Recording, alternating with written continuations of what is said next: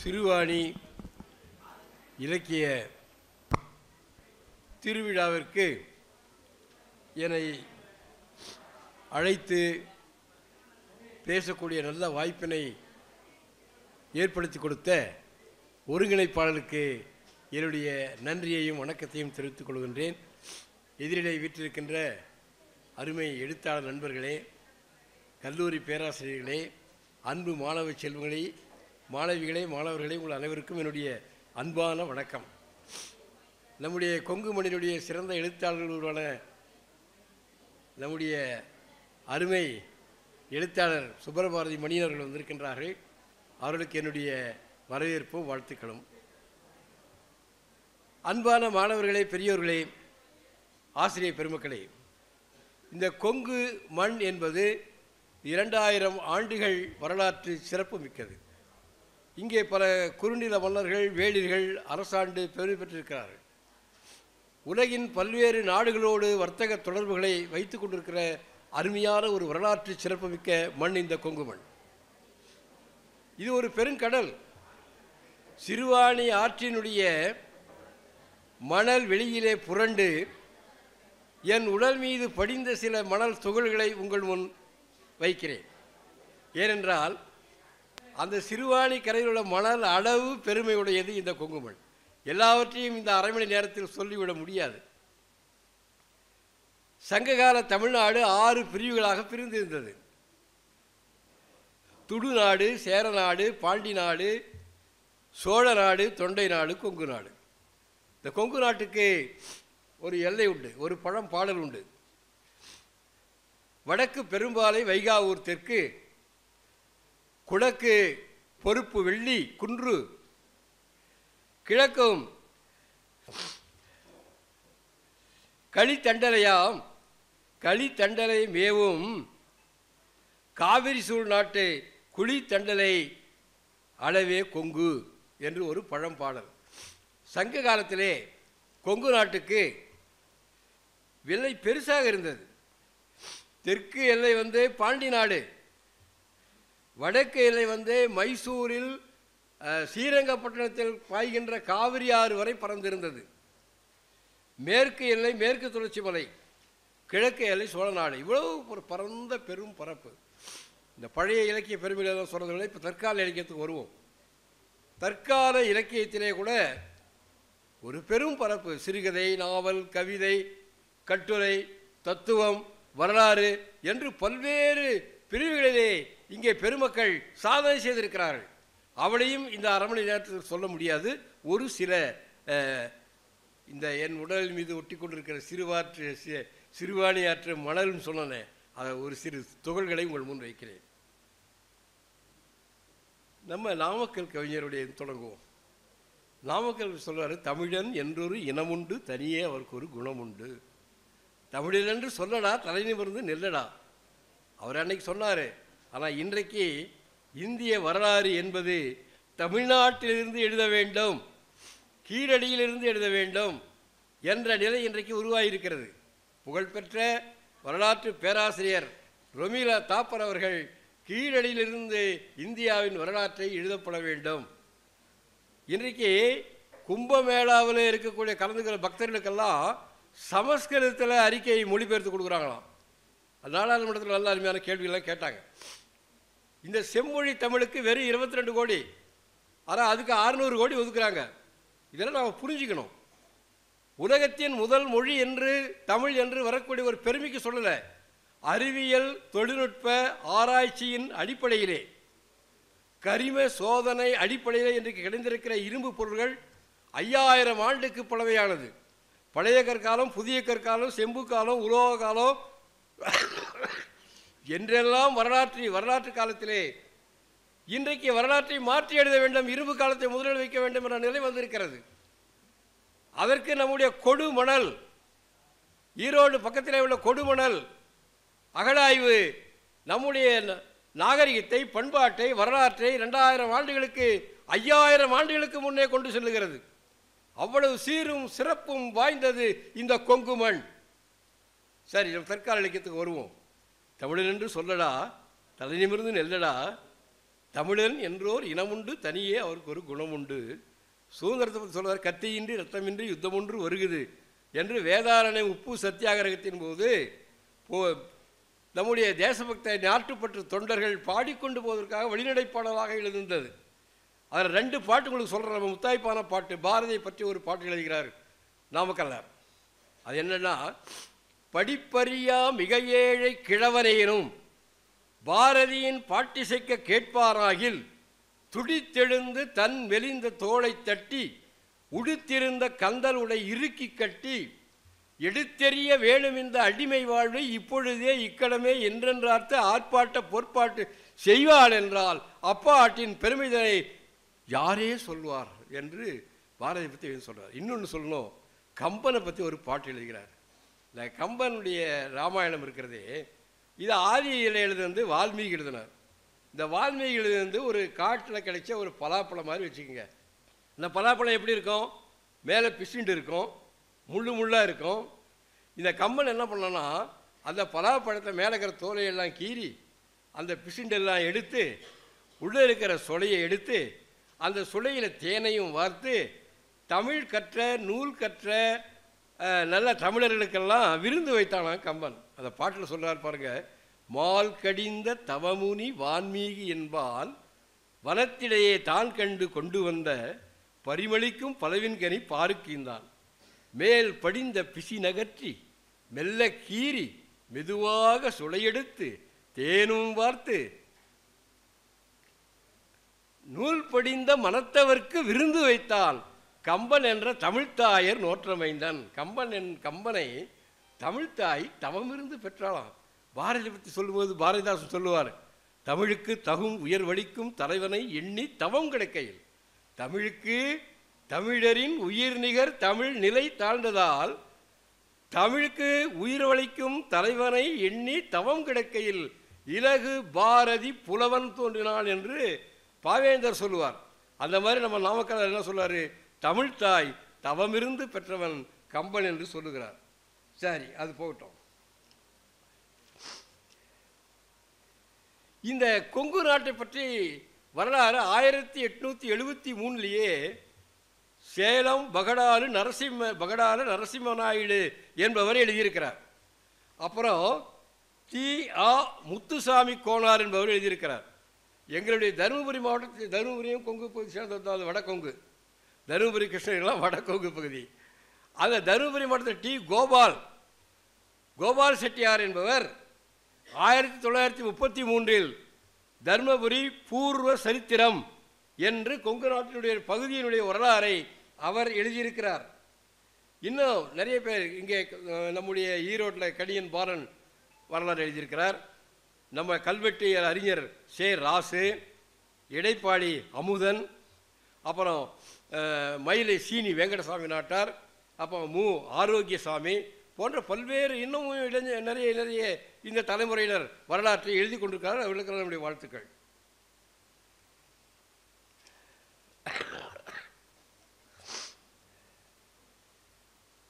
புலவர் குழந்தை இந்த பகுதிக்கு ரொம்ப பெருமை சேர்த்தவர் பண்டித ஜவஹர்லால் நேரு அவர்கள் இந்தியாவை கண்டேன் என்ற நூலிலே தன்னுடைய மகள் இந்திரா காந்திக்கு எழுதக்கூடிய கடிதங்களிலே இந்த வரலாற்றெல்லாம் எழுதுவார். அப்போது ராமாயணத்தை பற்றி அவர் என்ன கருத்து சொல்கிறாருன்னா, ராமாயணம் என்பது ஆரியர்களுக்கும் திராவிடர்களுக்கும் நடந்த சண்டை. நான் சொல்லலை, பண்டித ஜவஹர்லால் நேரு அவர்கள் சொல்லுகிறார்கள். அவர் பிரதமர் மட்டுமல்ல, அவர் பெரிய வரலாற்று ஆய்வாளர், வரலாற்று ஆசிரியர், மிகச்சிறந்த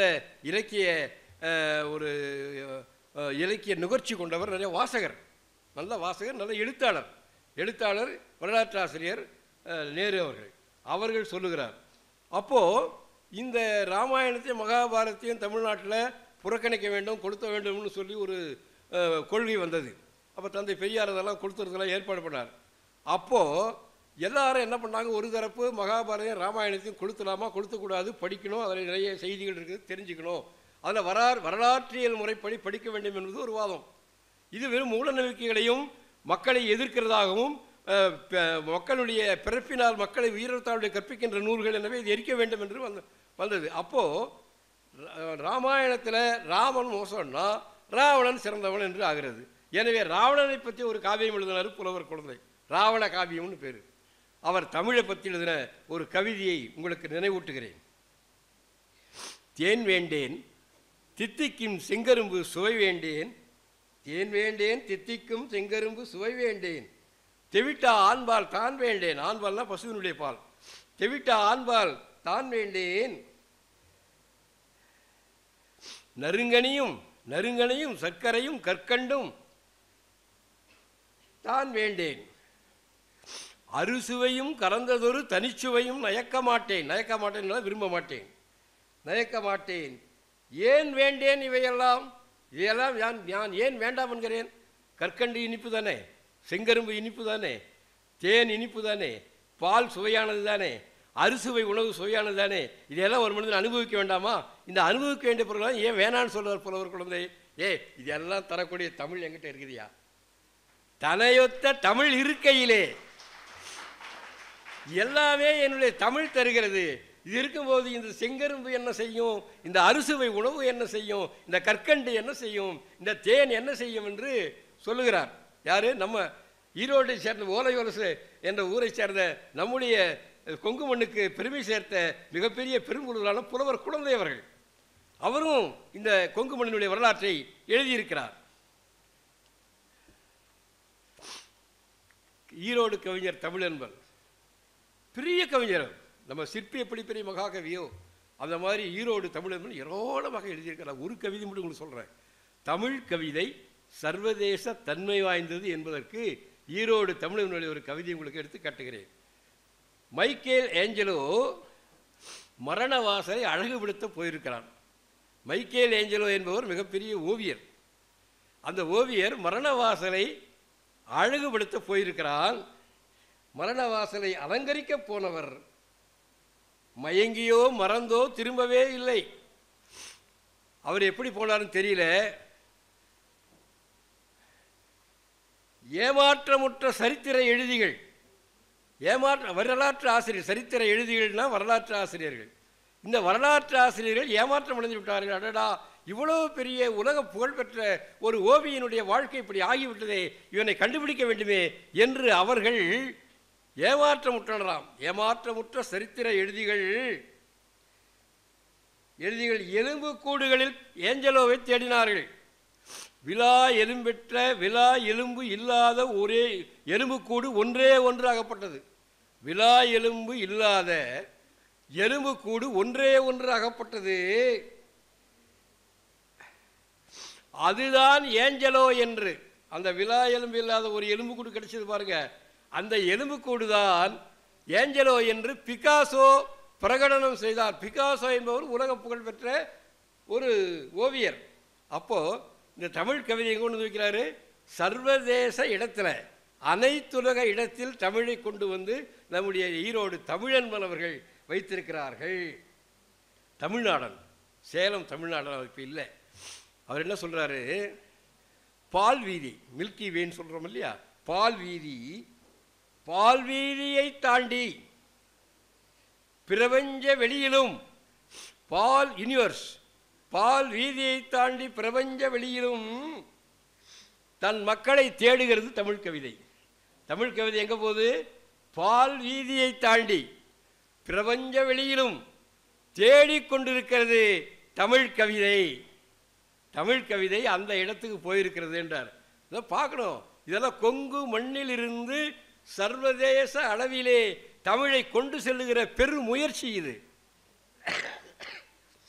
கவிஞர் சொல்ற பாருங்க, கவிதைக்கு மூலப்பொருள், கவிதைக்கு மூலப்பொருள் சொல்லல்ல, அனுபவம். நல்ல யோசனை பாருங்க. ஒரு கவிஞன் எப்படி எழுதுறான்?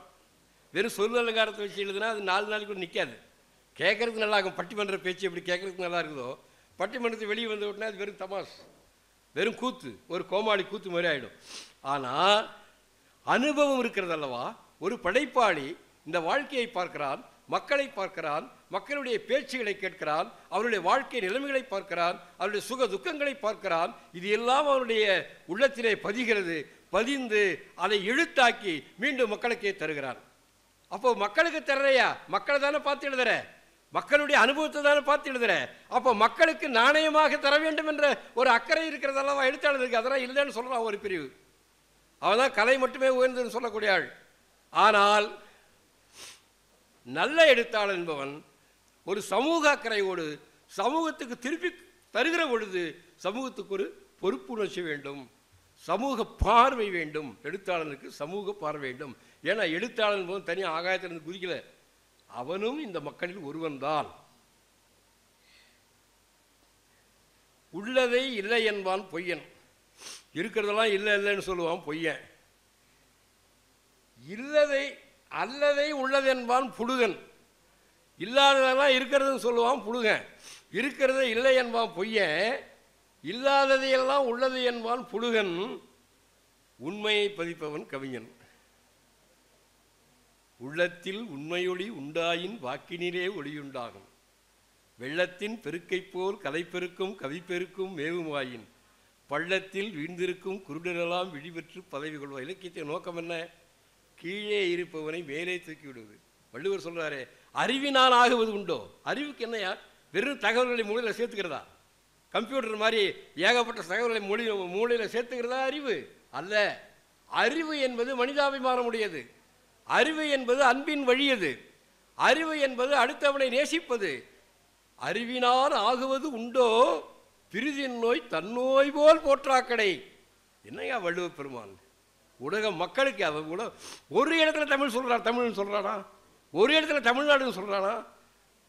ஒரு இடத்துல சேர நாடுன்னு சொல்கிறானா? சோழ நாடுன்னு சொல்கிறானா? பாண்டி நாடுன்னு சொல்கிறானா? தொண்டை நாடுன்னு சொல்கிறானா? கொங்கு நாடுன்னு சொல்கிறானா? எந்த நாட்டையும் சொல்கிறதில்ல, எந்த மொழியும் சொல்கிறதில்ல, தமிழில் தான் எழுதான். அது உலக பொதுமுறைன்னு ஏன் சொல்கிறோம்? மறைன்றது கூட தப்பு. மறைன்னா அது மறைபொருள். இது வெளிப்படையானது, இது எல்லோருக்குமானது, எல்லோருக்கும் தெளிவான வாழ்க்கைக்கு வழிகாட்டக்கூடியது வள்ளுவம். நீங்கள் பாருங்கள், அந்த காலத்தில் மன்னனுக்கு சொன்னதெல்லாம் எங்கள் அரசாங்கத்துக்கு சொந்தம் பொருந்தும், அமைச்சர்களுக்கு பொருந்தோம், அங்கே அமைச்சர்களுக்கு சொன்னதெல்லாம் எங்களுக்கு பொருந்தோம். சரி, அதை பார்த்தா நம்ம இடத்த விட்டு மாறி போயிடுவோம்.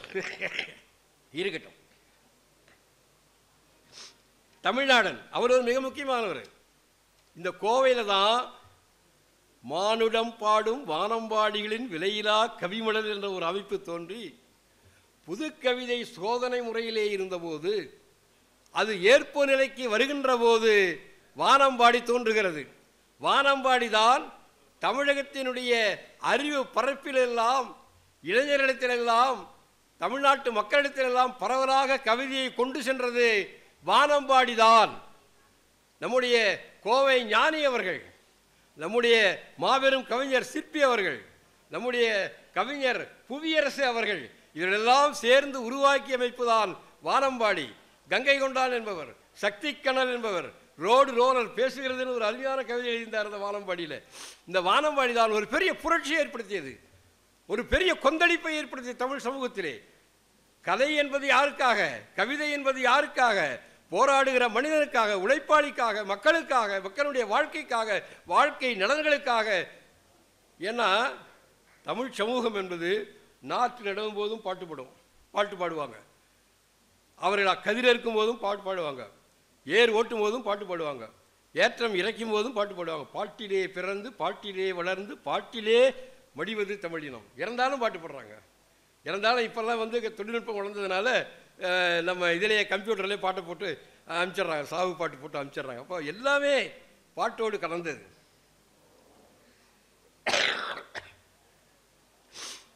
அவரை சொல்லவா? அடுத்த கவிஞர் நம்ம கேசி சருணாசலம் அவர்கள், கொங்கு நாட்டு கவிஞர், பொள்ளாச்சி கவிஞர்.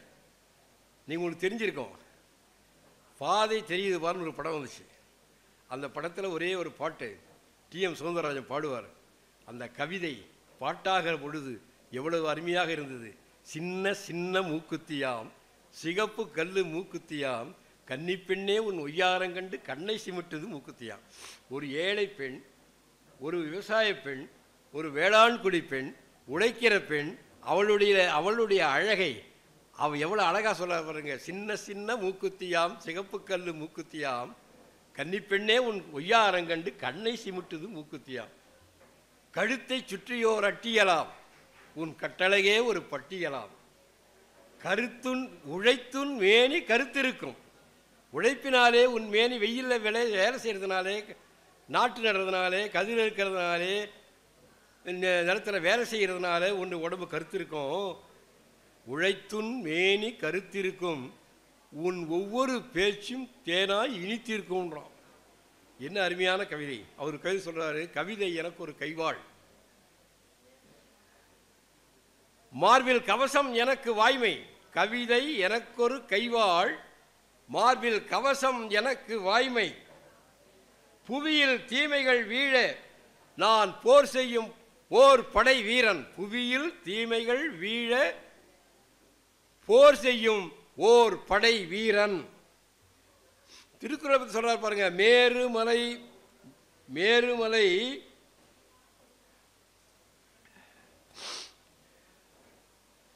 மேருமலைக்கு மேல் மேலுயரும், மேரு மலைக்கு மேல் மேலுயரும் உயர் மேதையினால் இந்த வையமெல்லாம். மேரு மலைக்கு மேல் மேலுயரும் இந்த மேதினியின் வையமெல்லாம் ஈரடியாலே அளந்தறிந்த குரல் ஏடு இருப்பதை பாருங்கள் அப்படின்ற கல்வி பற்றி சொல்றார் பாருங்க. செல்வம் இல்லாமல் வாழ்ந்திடலாம், ஒரு சிங்காரமின்றியும் வாழ்ந்திடலாம். கல்வி இல்லாமலே வாழ்வதென்றால் இரு கண்ணுமே இல்லாமல் வாழ்வதற்கு ஒப்பாகும்ன்றார். கல்வி இல்லைன்னா ரெண்டு கண்ணு இல்லை. கண்ணு எல்லாம் தான் தெரியுதுங்க. எதிரில் ஆள் வந்தால் ஒதுங்குறோம், ஒரு இருசக்கர வாகனம் வந்தால் ஒதுங்குறோம், அல்லது ஒரு 4 சக்கர வாகனம் வந்தால் ஒதுங்குறோம். தட்டில் சாப்பாடு போட்டு வச்சு எடுத்து சாப்பிட்றோம், கண்ணு தெரியுது. ஆனால் ஒரு கடிதத்தை கொடுத்து ஒரு தாளை கொடுத்து படிக்க சொன்னால் தெரியல. ஏன் தெரியல? அதான் கண்ணு தெரியல. அது கண்ணு இருந்தாலும் அது கண் இல்லாதவர்கள். கற்றவர் முகத்தில் இருப்பது தான் கண், கல்லாத முகத்தில் இருப்பது புண்ணுன்றார் வள்ளுவர். அந்த கருத்து தான் இவர் சொல்கிறார். முருகு சுந்தரம் சேலத்தில் இருந்த பெரிய கவிஞர், பாவேந்தர் பாரதியாரோடு மிக நெருக்கமான உறவை வைத்து கொண்டிருந்தவர். அவர் ஒரு கவிதை சொல்கிறார் பாருங்க. இந்த பட்டுக்கோட்டை ஒரு பாட்டு சொல்லுவார். இறைவோடும் மனிதருக்கே இரையாகும் வெள்ளாடே, இதுதான் உலகம் என்று நீ ஏமாந்து போயிடாதே. இதுதான் உலகம், வீண் அனுதாபம் கொண்டு நீ ஒரு நாளும் நம்பிடாதே. இறைவோடும் மனிதருக்கே இரையாகும் வெள்ளாடே, இதுதான் உலகம், வீண் அனுதாபம் கொண்டு நீ ஒரு நாளும். டைம் ஆயிடுச்சா? ஆயிடுச்சா? இன்னும் எத்தனை நிமிஷம் இருக்கு? முடிஞ்சிச்சா? சரி, முடிச்சிடலாம். இந்த ஆடுகளெல்லாம் சேர்ந்து கொடுவாடை தீட்டி அறுப்பவன் கையிலே கொடுத்தால் எப்படி இருக்கும்? அதுபோல நாளெல்லாம் உழைத்து பொருளை ஈட்டி அந்த பொருளினுடைய வருமானமெல்லாம், அவன் உழைத்து பெருக்குகிற வருமானமெல்லாம் முதலாளியினுடைய கையிலே போய் நிறைந்தால் அது எப்படி இருக்கும்? அப்படினால் இந்த சமுதாயம் எப்படி வாழ முடியும்? உழைப்பவன் மேலே வர வேண்டும், ஒரு சமத்துவ சமுதாயம் மாற வேண்டும் என்று பாடுகிறார். இன்னும் ஏராளமான எழுத்தாளரை பற்றி சொல்லணும். பூவா ரவீந்திரன் கவிதையில், அப்புறம் கண்ணல் மைந்தன் கவிதையில், எழுத்தாளர் சிஆர் ரவீந்திரன், சண்முக சுந்தரத்தை சொல்லாமட்டா இந்த இலக்கிய உரை நிறைவாகாது. சண்முக சுந்தரம் தான் நாகம்மாள் என்ற ஒரு முதல் நாவலை எழுதி தமிழில் யதார்த்த நாவலை கொங்கு மண்ணிலிருந்து வைத்தவர். ஒரு உழைக்கிற, ஒரு வேளாண் தொழில் செய்கின்ற ஒரு பெண்மணியினுடைய, அதுவும் கணவனை இழந்த ஒரு பெண் கைம்பெண்ணினுடைய வாழ்க்கையில் அவள் எவ்வாறெல்லாம் ஏமாற்றப்படுகிறாள், அவள் நல்லவள் எவ்வாறு ஒரு மோசமானவளாக மாறுகிறாள் என்பதை வாழ்க்கை சூழலோடு பொருத்தி மிக அற்புதமான நாவல் எழுதியிருக்கார். சின்னப்ப பாரதியுடைய தாகத்தை சொல்லணும். இந்த தாகம் தமிழ்நாட்டில், தமிழகத்தில் 10 நாவல்கள் சிறந்தது என்று சொன்னால் அதிலே இந்த தாகத்தை அடக்க வேண்டும் என்று சிட்டி சொல்கிறார். சிட்டி என்கிற பழம்பெரும் எழுத்தாளர் சொல்லுகிறார். சுந்தர் ராமசாமி என்ற ஒரு கவிஞர், எழுத்தாளர், பத்திரிகையாளர் சொல்லுகிறார். 10 நூல்களிலே 10 நாவல்களிலே வரிசைப்படுத்தினால் அதில் தாகம் வரும், கூசிப்பானுடைய தாகம் வரும். எனவே இந்த கொங்கு மண்ணினுடைய இலக்கியம் என்பது விரிந்தது, பறந்தது, ஆழமானது. இதை நீங்கள் இளைஞர்கள், மாணவர்கள் தேடி தேடி படிக்க வேண்டும். கொங்குனுடைய வரலாற்றை படியுங்கள், கொங்குனுடைய இலக்கிய மேதைகளுடைய இலக்கியங்களை படியுங்கள், சிறுகதைகளை படியுங்கள், கவிதைகளை படியுங்கள். நீங்கள் இந்த பாட புத்தகத்துக்கு வெளியே இருக்கிற நூல்களை படித்தால்தான் உங்கள் அறிவு விரிவடையும். உங்களுடைய வாழ்க்கை நிலைமைகள் புரியும், நம்முடைய சமுதாயம் எப்படி இருக்கின்றது புரியும். அப்பொழுதுதான் இந்த சமுதாயத்தை நாம் மாற்றி அமைக்க முடியும். இலக்கியம் என்பது சமுதாய மாற்றத்திற்கான ஒரு மிகப்பெரிய ஒரு சாதனம் என்று சொல்லி வாழிய செந்தமிழ், வாழ்கிற தமிழர், வாழிய பாரத மணித்திருநாடு. நன்றி, வணக்கம். தமிழ் வாழ்க, தமிழ்நாடு வாழ்க, கொங்குமண் இனிதே வாழ்க.